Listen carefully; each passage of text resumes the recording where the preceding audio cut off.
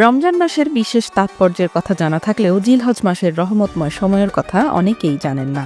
জিলহজ মাসের শুরুতে চাঁদ দেখা থেকে দশম দিন পর্যন্ত অর্থাৎ কোরবানির দিন পর্যন্ত মুসলমানদের জন্য এক বিশেষ ফজিলতের সময়।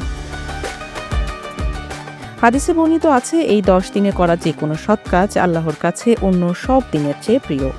এই জিলহজ মাসের শুরুতে ইসলামের 5টি স্তম্ভ একত্রে পালন করা সম্ভব হয় বলেও এই সময়টার আধ্যাত্মিক গুরুত্ব রয়েছে। জিলহজ মাস আল্লাহর নৈকট্য লাভের অপার সম্ভাবনার মাস। এ সময় ফরজ আদায়ের পাশাপাশি নফল ইবাদতের প্রতি আলাদা গুরুত্ব দেবার কথা বলা হয়েছে। আল্লাহর কাছে ক্ষমা প্রার্থনারও উত্তম সময় এই জিলহজ মাস।